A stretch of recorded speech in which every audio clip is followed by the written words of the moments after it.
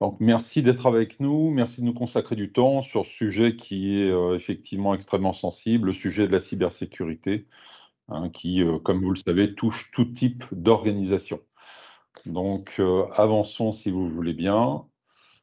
Hop, c'est parti. Alors, les personnes qui seront à mes côtés pour vous présenter ce premier atelier seront Clément, hein, qui est le responsable des architectes au sein du département infrastructure, cloud et cybersécurité de Prodware, et puis Nicolas D'Andrea.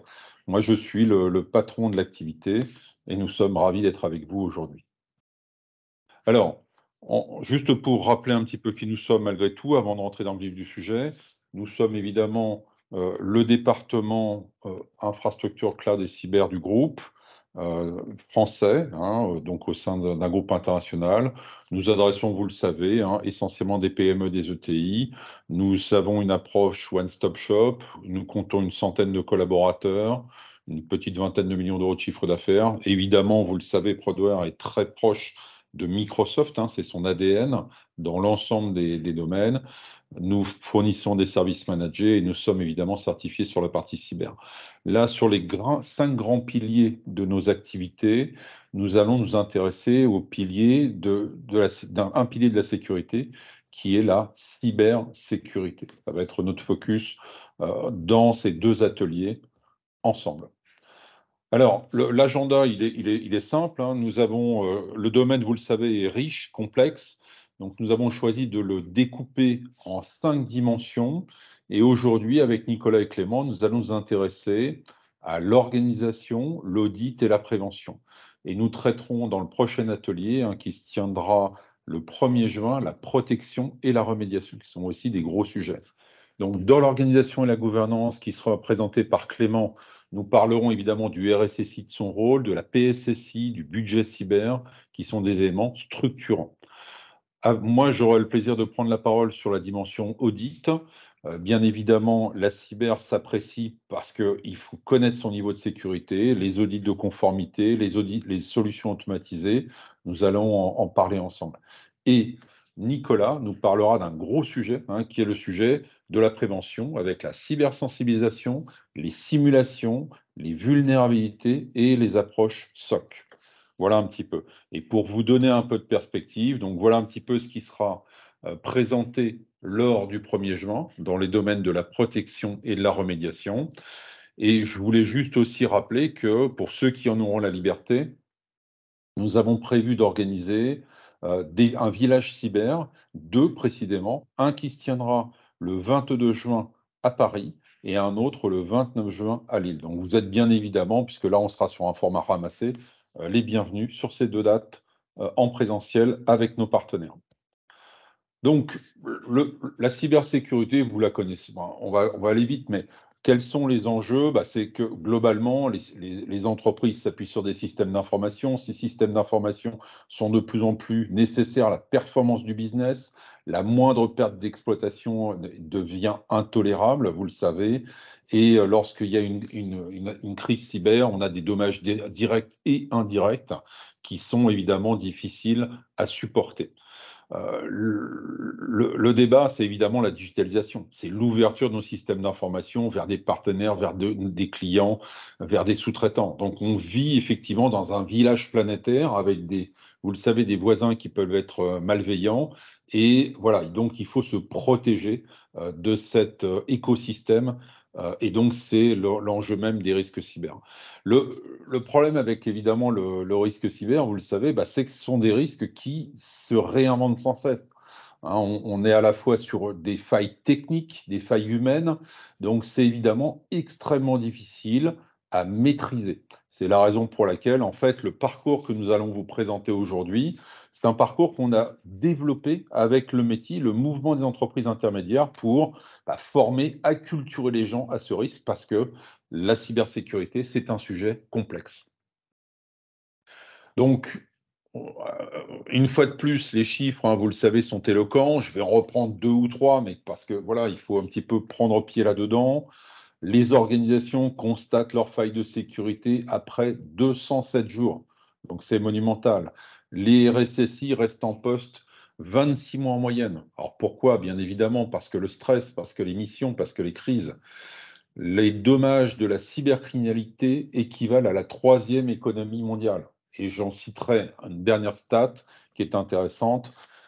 Près de 90% des incidents de sécurité sont imputables à l'erreur humaine. Donc, il ne faut pas lire la cyber comme un élément strictement technique, mais aussi un élément dans lequel l'humain, les collaborateurs, les équipes IT, les équipes de la DSI ont pleinement leurs responsabilités et leur rôle. Alors, commençons par l'organisation et la gouvernance. Donc, je vais passer la parole à Clément. Voilà, tu partages ton écran, Clément? Ça doit être tout bon. Allez, Et si tout le monde m'entend, c'est parfait. Ce qu'on n'a pas première. dit juste en préambule, voilà, on a réactivé les micros de tous qui sont désactivés. Comme ça, si à la fin de cette petite du chapitre où vous avez des questions, il ne faudra pas hésiter voilà, à lever la main et avancer dessus. Organisation et gouvernance, c'est un pilier très, très important aujourd'hui sur le domaine de la cyber. C'est ça qui drive et qui conduit et qui fait que demain, on n'ira pas sur la crise. L'objectif de tout ce qu'on vous présente, si je puis rajouter ça, c'est d'éviter d'aller sur la crise. D'accord? Alors, si on avance un petit peu, effectivement, sur cette partie gouvernance, il faut un chef d'orchestre. Le chef d'orchestre, c'est un RSSI. Le RSSI, c'est qui? C'est effectivement, c'est un expert de la sécurité. Par contre, c'est aussi quelqu'un qui a une culture large du SI, d'accord? C'est pas juste quelqu'un qui connaît très bien l'antivirus ou des choses comme ça, non, pas du tout. C'est quelqu'un qui a une vue large. Donc, ça peut être par exemple un ancien DSI qui est allé se spécialiser dans les domaines de la cyber, d'accord? Et c'est quelqu'un qui est communicant et qui comprend les enjeux métiers de la société. Cette personne-là, dans l'idéal, c'est de la rendre un petit peu autonome hiérarchiquement, c'est-à-dire indépendant effectivement de la DSI. Dans la vraie vie, suivant la taille des sociétés, il peut être attaché à la DSI ou, par exemple, le DPO peut être aussi RSSI ou des choses comme ça. Mais idéalement, voilà, c'est quelqu'un qui a quand même une autonomie et puis un regard large et qui est capable d'intervenir sur l'ensemble de la société. Ça lève quand même, aujourd'hui une petite problématique tout ça, c'est que vous voyez bien, ce profil, c'est quelqu'un d'entier et d'assez compétent sur pas mal de sujets. Donc, c'est, pas simple à trouver, c'est pas simple à recruter et la question se pose de: «Est-ce qu'effectivement je vais, embaucher quelqu'un pour tenir cette casquette-là ou je vais le sous-traiter?» Sachant que, un des éléments, c'est effectivement ce que Cyril disait, en amont, c'est que prendre aujourd'hui le poste de RSSI dans une société, c'est une responsabilité, une charge qui est assez lourde, pardon, et qui amène facilement de l'usure, en tout cas plus rapidement qu'un autre profil informatique. Donc il faut en avoir conscience, d'accord? Globalement, on le disait, c'est 2 ou 3 ans un poste de RSSI, après on passe à autre chose parce qu'effectivement on est un petit peu rincé, si je dois le traduire comme ça. Derrière, c'est quoi son boulot, le RSSI? Eh ben, voilà, il y a ces 5 approches, l'identification, la protection, la détection et le reporting. Au-delà de ça et avant de détailler un peu chacun des points, le RSSI, il doit être intégré à tous vos projets dès que ça touche le SI, d'accord? Dès que vous démarrez un projet ou dès qu'il y a un projet en cours, cette, heu, approche cyber, elle doit être prise en compte. L'identification, c'est un des éléments clés, ça déroule sur la PSSI, c'est ce qu'on peut appeler aussi l'identification des risques, la cartographie du SI. On vient définir le périmètre, de, la sécurité, où doit être appliquée la sécurité. On en reparle juste après dans la PSSI, ça c'est quelque chose de très important. Les notions de protection, qui sont, je dirais natives à la mission, hein.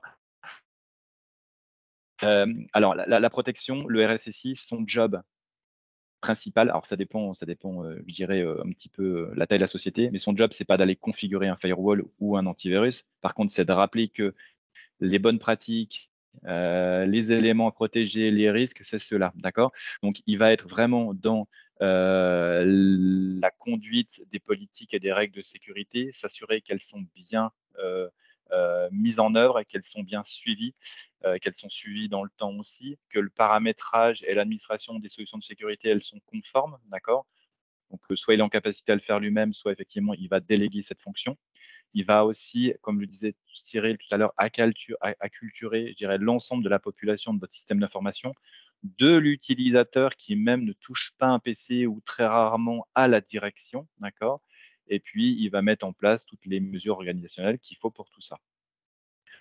À côté de ça, face à un incident, face à une détection, etc., son travail, c'est d'accompagner la gestion de crise. Euh, c'est de s'assurer que tout est en œuvre là-dessus et puis c'est aussi de participer au plan de continuité, d'accord? Donc on peut appeler ça aussi un plan de gestion de crise. Enfin, les 2 sont liés, mais légèrement différents. En tout cas, il est là-dedans, c'est le guide, c'est la petite lumière parce que quand vous êtes face à une crise, c'est bien de savoir à quoi se raccrocher et comment gérer la crise. Si votre système d'information, il est down, que vous n'avez plus de moyens de communication, que vous n'avez plus rien, c'est bien d'avoir une petite lumière et d'avoir prévu ça avant en disant mes étapes pour remonter, pour me préparer, c'est celle-ci. D'accord. Évidemment, la couche de reporting, elle est super importante. Pourquoi? Parce que, encore une fois, votre système d'information y vit. Les solutions que vous déployez dedans vivent, donc les brèches, donc les failles, donc les risques vivent aussi. Donc tout ça, ça doit être suivi et mesuré et partagé à l'ensemble des équipes. D'accord. Le cas échéant, effectivement, on l'a mis là, ici, mais on aurait pu le mettre là aussi, la mobilisation d'expertise extérieure. Forcément, le RSSI, on ne lui demande pas non plus d'être un sachant pointu sur des nouvelles failles ou des choses comme ça. Il faut se faire accompagner. Voilà. À côté de ça, l'outil, je dirais, principal d'un RSSI, au-delà de son savoir-faire, de sa vue 360 et tout ce qu'on a partagé, c'est la PSSI. J'ai mis une petite slide ici, suivant ce qu'on poussera comme info. Voilà, j'ai préféré réécrire ici. La PSSI, son objectif, c'est quoi? C'est de définir la politique de sécurité de votre système d'information pour garantir la confidentialité, l'intégrité et la dispo des données. C'est vraiment ce qu'on vise, d'accord? C'est la data. Un document de référence, cette PSSI, qui doit être validé et appuyé par la direction, forcément, mais l'ensemble des acteurs. Sachant qu'aujourd'hui, de plus en plus, vous pourrez être amené à communiquer votre PSSI à vos fournisseurs, vos clients ou même des assurances. Ça deviendra progressivement un document un côté officiel au même titre que la RGPD. Nous, Prodware, régulièrement, on doit communiquer notre PSSI face à nos clients pour leur garantir qu'effectivement, on a des mesures de sécurité qui sont en place et qui vivent dans le temps.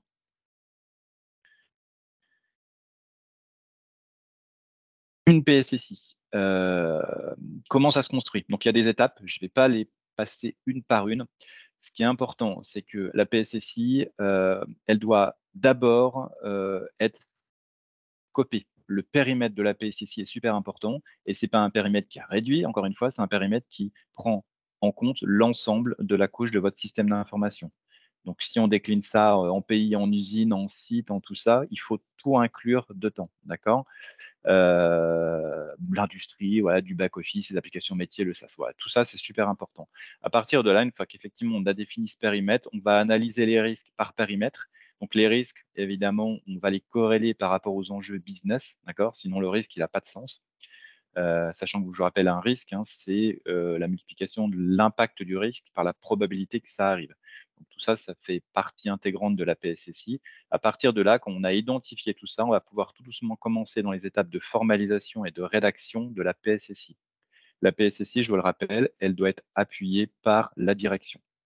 La PSSI ne touche pas que les outils, elle touche la gouvernance, les infrastructures, les applications métiers, comment elles sont configurées, les mécanismes de défense, la gestion de crise, la gestion de continuité de l'activité. La PSSI reprend l'ensemble de ces briques-là, d'accord? Donc c'est un vrai boulot. Derrière, effectivement, le budget, c'est un élément clé, il faut être clair. Il y a déjà un RSSI ou en tout cas quelqu'un chargé de ce côté-là. Donc ça, c'est la base, ça rentre dans la partie budget. Et puis, il y a tout l'outillage et le temps qu'on va passer dedans. L'ANSSI recommande effectivement d'allouer un budget entre 5 et 10% du budget IT, sachant qu'on rappelle qu'un budget IT, généralement, c'est 1, 2, allez, 3% du CA max, quand, voilà, suivant les tailles. Donc on voit dedans qu'il reste, voilà, il reste souvent pas grand-chose. Voilà, il y a une petite étude Storm Shield, là on voit un petit peu effectivement les ratios qui sont accordés à la sécurité. Il ne faut pas les négliger, c'est vraiment un élément important à prendre en compte là-dedans. Je vous rappelle que derrière, effectivement, il y a tous ces services qu'on voit là et tous ces domaines qu'il faut couvrir, qui sont ici. On reprend les services d'audit, c'est inclus dedans, la sécurité périmétrique, les données, etc. Tout ça, c'est vraiment à mettre dans ce budget-là, à allouer dans ce budget-là. C'est vraiment, voilà, c'est fondamental aujourd'hui. Encore une fois, c'est les notions qu'on veut faire passer. La cyber, c'est partout et tout le temps. Ça doit être un standard, c'est ce que j'aime à dire. Derrière tout ça, comment nous, Prodware, on vous accompagne. On vous accompagne au travers effectivement de 3 grands domaines. On est capable de vous proposer des ressources qui viendront faire fonction de RSSI à temps partagé chez vous, d'accord? Avec au travers de comités de sécurité aussi qu'on a intégrés aujourd'hui dans nos contrats. Hein, si on systématise, on systématise. Donc les comités de sécurité, ils sont déclinables à souhait. Là, on a mis un exemple sur du M365 parce que je pense que ce client-là était plus basculé sur du monde Microsoft et qu'il n'avait pas d'on-prem. Voilà, sachant que ce comité de sécurité, effectivement, il est là pour s'appuyer sur des KPI qui sont pertinents et qui relatent de l'effort et qui est fait au niveau de la cyber. Et puis, effectivement, la PSSI, je vous le disais aussi juste avant, c'est un document qui va être demandé de plus en plus. Et donc, on vous accompagne aussi sur la rédaction de la PSSI. Et donc, vous l'avez compris, rédiger une PSSI, ce n'est pas juste un Word avec des mots dedans, c'est une analyse de risque, c'est une cartographie du système, c'est des process, etc. Et la finalité, c'est la rédaction de la PSSI. Donc, on est capable de vous accompagner là-dessus. Alors, ce que vous voyez là, c'est pas trop embêté, c'est ce que vous retrouvez sur notre site web. Hein. C'est une capture d'écran du site web. Derrière, si on veut se donner quelques métriques, un RSSI, voilà, en moyenne, suivant les tailles de société, hein, ça peut être 1 jour par mois minimum. Dès que ça monte un peu en force et en puissance, c'est plutôt 1-2 jours par semaine. D'accord ? Moi, j'ai fait une mission il n'y a pas si longtemps que ça, sur 6 mois, sur une société un petit peu complexe. J'étais effectivement à 2 jours par semaine pour une finalité de rédaction de PSSI. D'accord. Il a fallu prendre en compte un petit peu tout l'environnement, les équipes, auditer les process, etc. Donc, ça a pris un petit peu de temps. Voilà, on fait à peu près 6 mois pour arriver à cette PSSI dans un environnement un petit peu complexe, je le redis. Voilà. Il y a des comités de sécurité, ça c'est à façon. Aujourd'hui, un comité de sécurité, c'est à peu près 2 heures. Il y a une bonne journée de préparation pour ces 2 heures qui sont partagées, voilà, avec les personnes qui font partie de ce comité. Voilà, si je ne dis pas de bêtises sur mon chapitre, moi j'en ai terminé. Alors, n'hésitez pas à déverrouiller vos micros si vous avez des questions, si je suis allé trop vite ou pas assez. Moi, j'aurais une question, bonjour à tous. Là, on parle de charges pour cadrer puis rédiger, en fait, une PSSI, hein, typiquement pour une PME, PMI classique, quelle est la charge, en fait, hein, pour cadrer et puis pour rédiger un petit peu cette politique de sécurité de système d'information? C'est une bonne question. Voilà, ça va dépendre du niveau de maturité, du niveau de connaissance du système d'information, en tout cas de la société, du niveau qu'elle a. Aujourd'hui, ça peut prendre une bonne semaine pour réaliser la PSSI parce qu'on a l'étape finale et que toute l'étape préalable, elle a été faite, d'accord? Sinon, voilà, ça peut prendre 1 mois, un bon mois, voire un petit peu plus suivant le niveau où on doit creuser. Encore une fois, ça tient compte vraiment des éléments qui sont déjà à disposition. D'accord. L'ANSI, là, d'ailleurs, on va le dire, l'ANSI, c'est un des mots qu'elle martèle, c'est connaître son système d'information. C'est un mot qu'elle martèle régulièrement, c'est super important. OK, merci. Voilà, je ne sais pas s'il y a d'autres questions là-dessus. Je pense a priori que non, j'en vois pas. Ok, donc bon, voilà, on vient d'aborder en tout cas la gouvernance avec Clément. Je vais reprendre le partage de l'écran sur. Allez, Voilà. Est-ce que vous voyez mon écran? J'espère que oui. Parfait. Donc, abordons la partie audit. Donc, les audits manuels et les audits automatisés. Donc, comme on l'a dit tout à l'heure, hein, la pierre angulaire de l'édifice, c'est d'apprécier son niveau de sécurité. Et on va voir qu'il y a deux approches qui se dessinent. Il y a des outils qui vont nous aider à évaluer le niveau de sécurité et donc, par extension, à mettre en place un plan d'action correctif. Puis des audits manuels ou des audits de conformité.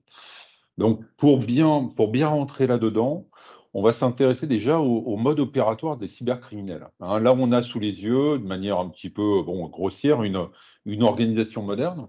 Elle a un siège, elle a effectivement une exposition sur Internet avec un site web, un extranet. Elle fait appel au cloud public et privé, donc elle a une partie de ses actifs informatiques là-haut. Bien évidemment, il y a du télétravail et du nomadisme. Et elle est en relation avec des partenaires, voilà, qui interagissent avec elle. Et tout ce petit monde est relié par Internet, bien évidemment. Et Internet, vous le savez comme moi, c'est aussi le terrain de jeu des cybercriminels. Alors, pas seulement, les cybercriminels, ils sont de plus en plus industrialisés. On en a parlé, nous, dans nos communications cyber sur le marché. Ils s'équipent voilà, ils sont complétés par des bots. Les bots, vous savez, c'est ces fameux ordinateurs zombies que les pirates vont manipuler pour perpétrer des attaques, scruter vos vulnérabilités, etc. Et en fait, revenons un petit peu aux aspects. Donc, ce qu'on a dit tout à l'heure, c'est que les cybercriminels, finalement, ils vont s'intéresser à deux choses. La première chose, c'est ils vont essayer de trouver les vulnérabilités techniques dans le système d'information. Donc, on voit bien que le système d'information est distribué, mais à chaque fois, il doit être protégé, où qu'on soit. Il faut à chaque fois protéger, c'est ce qu'on appelle la protection périmétrique. Et le premier job, en tout cas, des bots et des pirates, ça va être de voir si sur cette surface d'exposition, il y a des failles de sécurité et si oui, d'essayer de les exploiter pour ensuite rentrer dans le système, faire une élévation de privilèges et après perpétrer le forfait. Donc ça, c'est le premier point, c'est l'exploitation de vulnérabilités techniques. Mais aussi de plus en plus, et Nicolas nous en reparlera tout à l'heure, on a une combinaison en réalité entre de ce qu'on appelle de l'ingénierie sociale. On va essayer de manipuler un de vos collaborateurs, de lui faire donner son login et son mot de passe pour déjà mettre un premier pied dans l'organisation. Et parce qu'on a un premier accès dans l'organisation, on va essayer de foisonner autour, d'accord, de faire un petit peu du déplacement latéral et puis faire une élévation de privilèges et puis après prendre le contrôle et perpétrer l'attaque. D'accord? Donc voilà un petit peu comment ça se passe. Et bien souvent, là on reprend avec ces petites flèches le mode opératoire. Bien souvent, les cybercriminels, ils vont s'intéresser à la partie la plus facile. Télétravailleurs, nomades, donc des gens qui sont pas derrière des firewalls, par exemple, qui ont parfois des terminaux personnels, le fameux Bring Your Own Device, qui est commode, mais qui est délicat en termes de sécurité. Donc, ils vont effectivement dérober effectivement quelque chose ici pour ensuite mieux s'installer dans votre système d'information, étudier ce qui se passe autour. N'oubliez pas, ce n'est pas immédiat. Le pirate, il est intelligent, il prend son temps, il étudie, il va voir un petit peu comment il exploite tout ça. Il va même parfois mettre en place une backdoor, parce qu'une fois qu'il va avoir perpétré son attaque, il va se donner les moyens de revenir quelques semaines ou quelques mois plus tard. Donc, vous voyez que tout ça relève d'une démarche extrêmement construite, extrêmement structurée. Et en fait, en général, il commence toujours par le maillon faible, une faille de sécurité technique, des humains qui sont un peu trop crédules, et ensuite, effectivement, ils vont exploiter graduellement les failles du système d'information. Voilà, alors comment on peut répondre à ça? Par des audits. 3 types d'audits. Donc, on peut commencer par de solliciter les services d'un auditeur, donc un auditeur qui va en général faire ce qu'on appelle un audit manuel ou un audit de conformité. Et là, le périmètre, ça va être l'infrastructure, les configurations, les codes, les applications. Et en général, ces gens-là vont utiliser un référentiel sécurité. On va prendre l'ISO 27001 ou 27002 pour mapper votre société, votre organisation, votre orga, vos process, vos outils, et vous restituer une première évaluation. D'accord? Donc ça, il faut en général toujours commencer par ça, parce que on prend l'organisation sur un plan haut niveau, d'accord? Il faut, parce que bien souvent les organisations réagissent en déclenchant des tests d'intrusion, et j'y viens, ou des tests de pénétration, c'est la même chose, mais il faut en fait faire un petit peu les choses dans l'ordre. Il faut déjà s'intéresser si on a des failles structurelles avant d'aller voir si on a des failles techniques dans le système d'information. Les deux se complètent, hein, vous m'avez compris.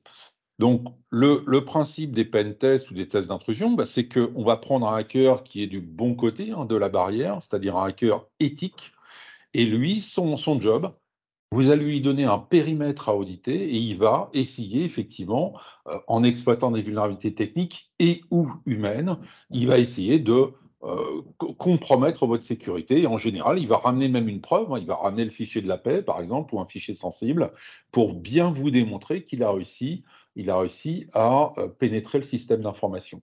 Et donc là encore, ça ajoute des éléments et ça permet de préciser la roadmap sécurité. Et enfin, on va avoir des solutions donc de scrutation, d'évaluation des vulnérabilités, mais cette fois-ci automatiques. Donc, on appelle ça des solutions de vulnerability assessment ou de cyber scoring. Et là, l'intérêt, c'est comme on fait appel à des robots, à des serveurs, eh bien, on peut scruter quasiment tous les mois, toutes les semaines, tous les jours, il n'y a pas de problème. Alors que lorsqu'on fait un audit de conformité ou un test de pénétration, on va plutôt être dans une maille où on fait ça tous les ans ou tous les 6 mois, par exemple. D'accord? Donc voilà, donc on voit bien qu'il y a 3 niveaux d'audit possibles, qu'ils se complètent parfaitement, d'accord? Parce que l'un ausculte l'organisation, les process, les outils, l'autre met en avant des vulnérabilités à corriger immédiatement, et le troisième a le bénéfice de l'automatisation, c'est une veille continue de votre vulnérabilité. Un cas Voilà, donc voilà. d'usage, c'est de la livraison de code, hein. Une livraison de code sur un site web, et c'est le scan automatique qui va mettre en lumière qu'il y a quelque chose dedans qui est pas correct. Exactement, exactement. Mais cette scrutation, là, on l'a mis sur le cloud, mais évidemment, c'est sûr, on revient sur l'audit, ça s'applique à un périmètre, et donc vous devez effectivement porter votre attention non seulement sur votre siège, vos agences, vos nomades, mais aussi vos partenaires, hein. Il y a une vraie question d'évaluer la sécurité de vos partenaires. On a tous en tête, hein, les attaques de type supply chain, où quand une société se fait corrompre, en fait, c'est 150 organisations autour d'elle qui sont en moyenne mises en risque. D'accord? Donc voilà un petit peu la manière dont il faut apprécier la dimension audit. Alors, on voulait juste revenir sur quelque chose d'intéressant parce qu'on parle souvent de tests d'intrusion, de pen testing. Alors, il y a 3 variantes en fait là-dedans. Les organisations, on peut demander à ces fameux hackers éthiques d'avoir une approche soit black box, soit grey box, soit white box. D'accord? Alors, c'est quoi la différence entre les trois? C'est que dans une approche black box, comme notre petit tableau là, on va être complètement dans la peau d'un hacker. Il est à l'extérieur, il est sur Internet, il voit votre surface d'exposition, d'accord, votre site, et il va essayer d'exploiter des vulnérabilités plutôt techniques, d'accord. Donc, il n'a pas d'accès, pas d'identifiant. En général, bon, on peut faire des démarches, des pen tests en format black box, mais c'est vrai que parce que le hacker éthique a très peu d'informations, ça peut être long et ça peut restituer peu d'informations. À l'opposé, on a le white box, où là, on va donner vraiment des documentations, des identifiants, des privilèges au hacker éthique. Et lui, parce qu'il a tous les accès, il va aussi perpétrer une analyse extrêmement efficace de vos vulnérabilités. Entre les deux, on a le grey box. Et dans le grey box, en fait, on a vraiment le meilleur des deux mondes parce qu'on donne au hacker éthique une partie seulement des données. Et donc là-dessus, ça permet au hacker éthique d'être efficace dans sa démarche. Donc voilà un petit peu comment, quand on va débuter un test d'intrusion, un pen test, il faut définir un périmètre et l'approche ou les approches qu'on veut remettre entre les mains du hacker éthique. C'est un cahier des charges, ni plus ni moins. Donc avançons.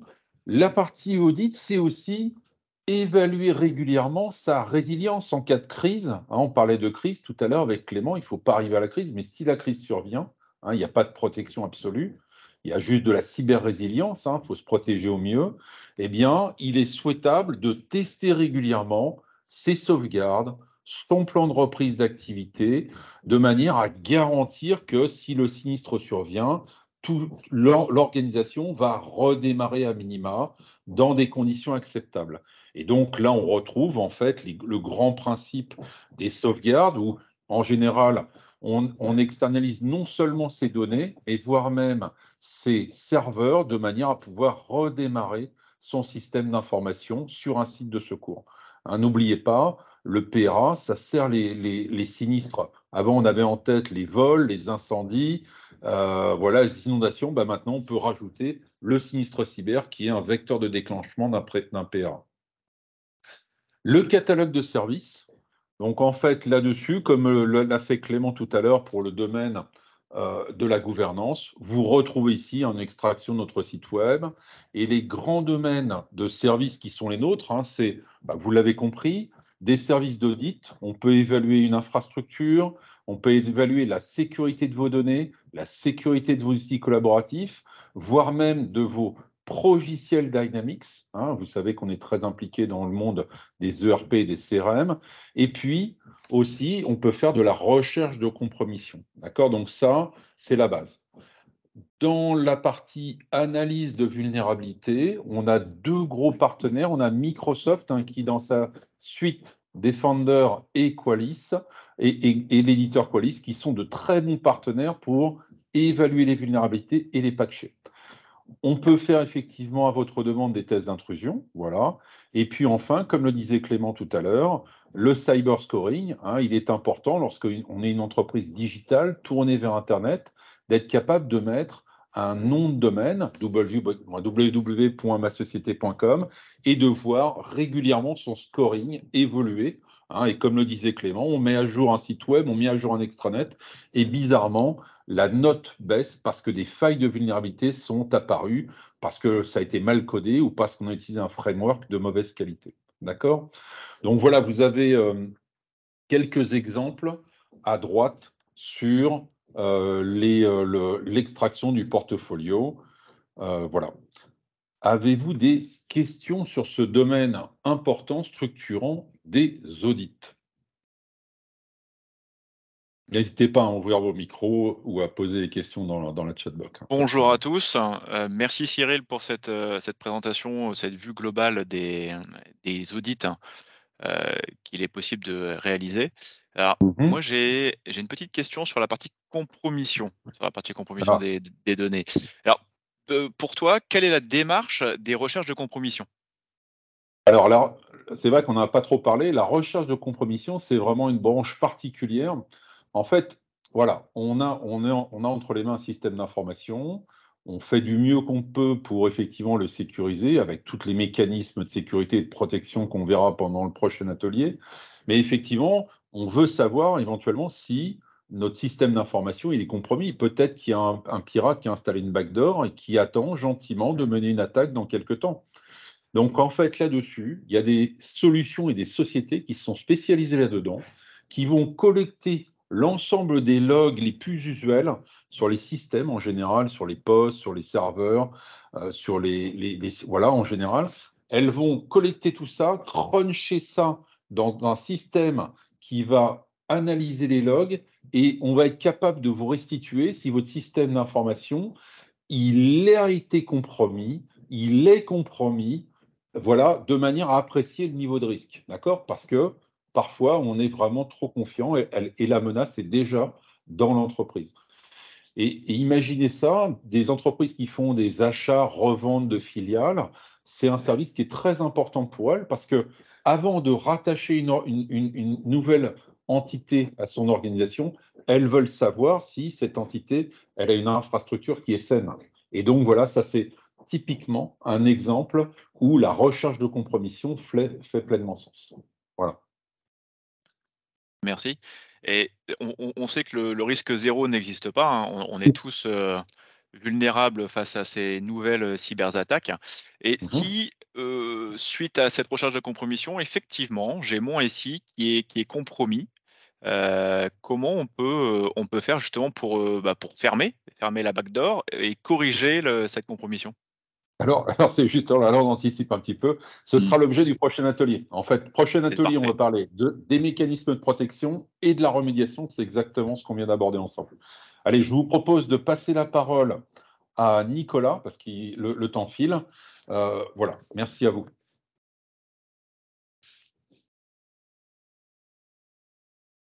Avec le micro, ça marche beaucoup mieux tout de suite. Donc voilà, donc nous allons parler prévention avec toute une partie sur la cybersensibilisation. Vous voyez bien mon écran, hein? C'est bon? Oui, C'est oui. bon. OK.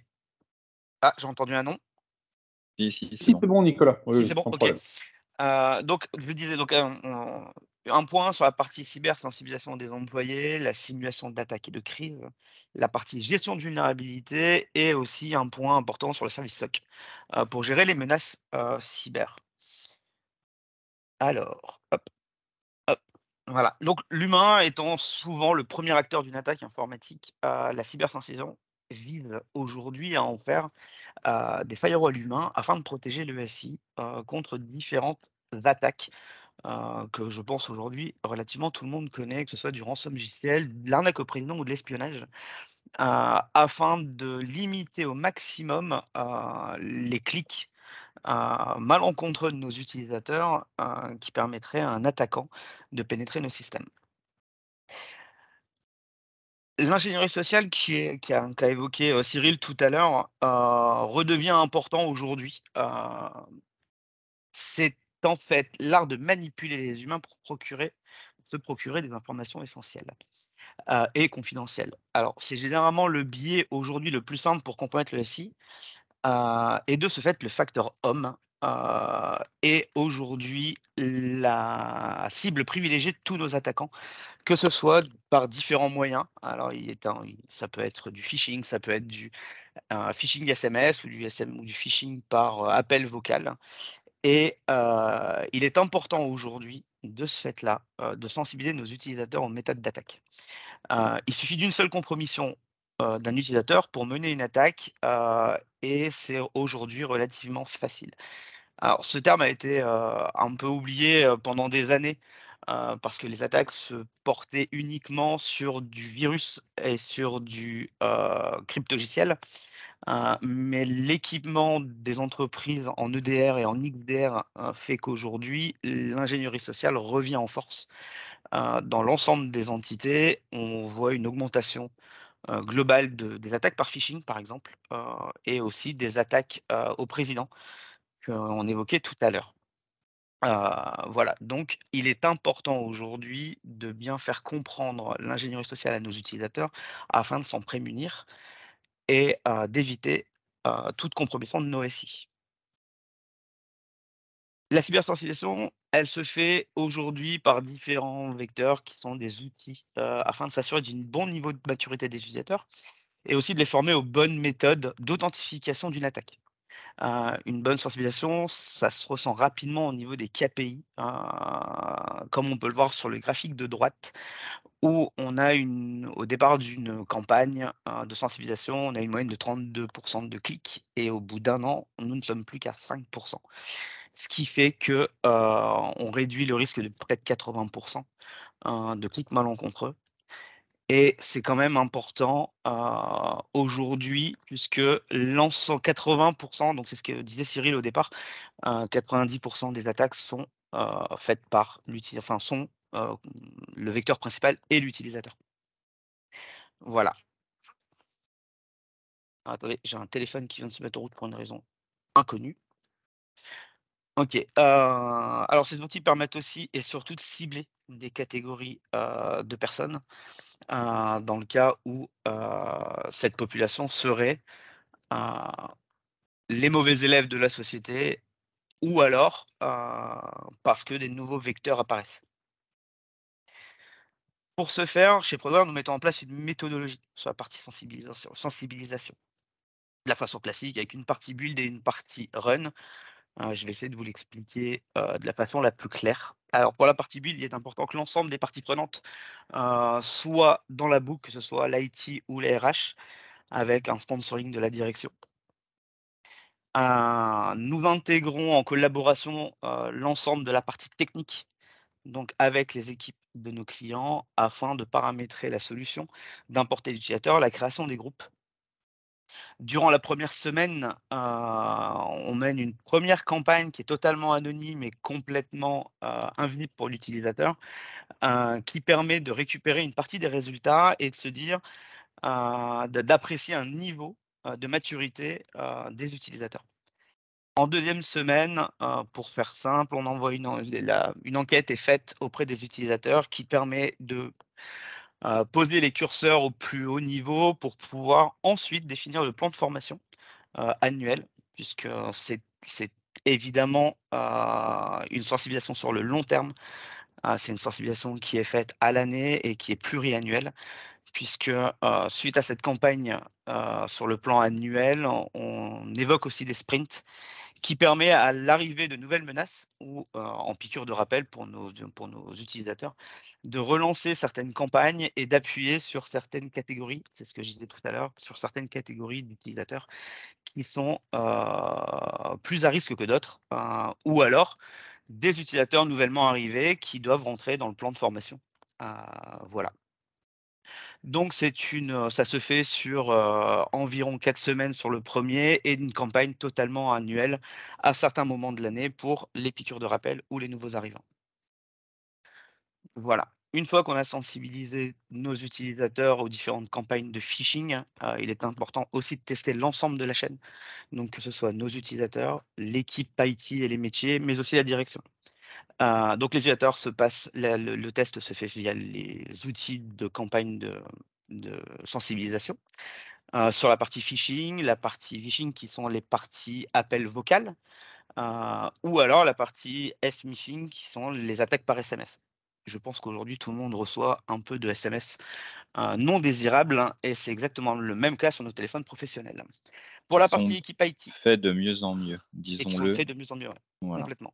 Et la partie phishing est faite aujourd'hui par des IA. Je l'évoque après, mais voilà, c'est fait par des IA qui permettent de reproduire la voix exacte d'un président, par exemple. Voilà, avec un simple échantillon de quelques secondes, on est capable de reproduire la voix d'un président ou d'un comptable ou d'un expert comptable pour pouvoir mener des attaques au président. Voilà. Excusez-moi. Donc je reprends sur la partie IT, et la partie IT, le test et les simulations d'attaque se font par les tests de restauration pour être sûr et certain que la data est bien protégée, qu'en cas d'attaque avérée, on puisse restaurer rapidement et fiablement les données de l'entreprise. Ça se fait aussi par des tests d'intrusion, des tests de PRI et de PRA, mais aussi, comme le disait Cyril tout à l'heure, sur la partie audit, que ce soit de l'audit infra ou sécurité. Et en ce qui concerne le dernier maillon de la chaîne et le plus important, la direction, on organise des comités de crise avec on énonce en fait une attaque qui se serait produite, et on organise la crise, la gestion de la crise avec les différentes déclarations obligatoires, CNIL, ANSSI, etc., avec la prise de décision dans un moment où la pression est quand même à son maximum. Et donc voilà, donc l'organisation de comités de crise qui permet de simuler, de tester en fait la direction et de les former à la gestion de crise. Comme dans tous les SI aujourd'hui, les systèmes sont nombreux et divers, et le besoin de consolidation, d'alarme et d'alerte devient réellement compliqué. C'est pourquoi le SOC interne ou externe devient important dans l'organisation de votre sécurité. La mission d'un SOC, elle est de prévenir, détecter, évaluer les menaces, quelles qu'elles soient, internes ou externes, d'intervenir quand un incident survient afin de le stopper et d'éviter la propagation, d'évaluer la conformité réglementaire et de réaliser la cyberveille, qui est une partie importante de votre sécurité, afin d'être au courant des dernières possibilités d'attaque et des dernières vulnérabilités. Alors, l'ensemble de ces actions, elles passent par la mise en place d'un SIEM qui sera là pour la collecte, la corrélation et l'alerting au niveau de l'ensemble de vos logs, afin de corréler, donc je disais, afin de corréler une alerte et de pouvoir remonter la source directement. Il permet aussi d'intercepter beaucoup plus finement les signaux faibles et les comportements anormaux sur le système d'information. Comme par exemple, je vais donner un exemple simple, un utilisateur entre guillemets, qui fait beaucoup de tentatives de connexion, mais sur du long terme, sans pour autant, en espérant plutôt passer en dessous des radars, sera forcément vu par l'ECM comme une possible attaque de sécurité et sera remonté dans une alerte. Voilà. Donc c'est quelque chose qui devient important aujourd'hui, qui devient même inévitable, tant les systèmes grossissent et sont de plus en plus diverses. Parce que la mise en place d'outils de sécurité et de cybersensibilisation ne suffisent pas à rendre tous les systèmes invulnérables. Il est important de prioriser le développement des correctifs de vulnérabilité. Une norme internationale nous permet justement de connaître ce niveau de dangerosité d'une vulnérabilité via le score CVSS, qui est passé aujourd'hui en V3, dont vous pouvez voir dans le bas de la slide les différents niveaux émis par l'autorité internationale. Tous les éditeurs de programmes aujourd'hui, de programmes, de solutions ou d'appliances émettent des bulletins de sécurité. Je vais donner l'exemple du Patch Tuesday, je pense que tout le monde connaît, de chez Microsoft, qui sort le deuxième mardi de chaque mois, afin de corriger toutes les failles de vulnérabilité connues au jour. Alors, il est important dans le cycle de gestion de la vulnérabilité, pour pouvoir se faire correctement, d'avoir un asset management à jour afin de détecter les systèmes vulnérables et ainsi déployer de façon continue l'ensemble des vulnérabilités, des patchs de sécurité, pardon, des patchs de sécurité via le score CVSS, afin d'avoir un système toujours à jour et de pouvoir ressortir des KPI sur le niveau de sécurité du SI. Alors, ces KPI sont généralement utilisés durant les COSEC, les comités de sécurité, qui permettent de retrouver l'ensemble des KPI sécu dans une seule et unique réunion avec les principaux interlocuteurs. En l'occurrence, moi j'en fais pour certains clients où on revoit la partie EDR, la partie vulnérabilité et la partie cybersensibilisation, qui nous permettent justement d'apprécier un niveau de maturité chez le client et de pouvoir éditer avec le client et pour le client une roadmap de sa sécurité afin d'accroître son niveau de protection. Voilà. Donc pour ce faire, on a dans notre catalogue, donc on utilise la solution KnowBe4 qui est un des leaders du marché, qui nous permet justement de mener ces campagnes de cybersensibilisation à différents niveaux, avec la formation et les campagnes de phishing. La vulnérabilité est gérée, comme le disait Cyril juste avant, par un grand acteur du marché qui est Qualys. Et la partie SIEM, nous avons pris la décision de prendre un SIEM qui est franco-français, hébergé en France, développé en France, qui s'appelle Sequoia.io et qui commence à être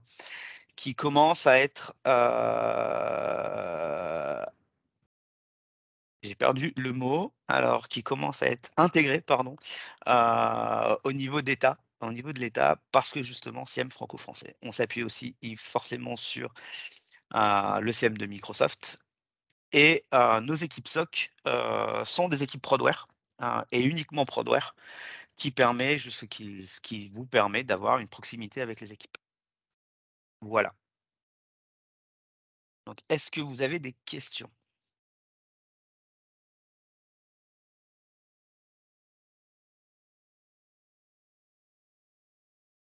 Pas de questions ? De toute façon, comme on dépasse un petit peu l'heure, je vous propose qu'on avance. Nicolas, vas-y, avance d'un slide si tu veux bien, puisqu'il va être l'heure de conclure. Voilà, donc on a fait le tour de ce premier atelier, d'accord, en couvrant les domaines organisation avec Clément, audit avec moi-même, prévention avec Nicolas. Merci Nicolas. Donc on vous propose de nous rejoindre soit effectivement le 2 juin, on abordera le gros sujet de la protection et de la remédiation. Et sinon, vous êtes aussi les bienvenus au Village Cyber, le 22 juin matin à Paris ou le 29 juin à Lille. Voilà. Et pour ceux qui souhaitent partager un petit peu ces supports et ces réflexions, n'hésitez pas à vous tourner vers vos commerciaux prodeurs habituels. Et puis, comme l'a dit Amélie, nous allons vous partager l'enregistrement si nécessaire. Voilà. On vous remercie infiniment pour votre temps. Bonne journée, bonne continuation et bonne sécurité. À bientôt. Merci. Merci, bonne journée. Merci à tous. Au revoir. Bonne journée.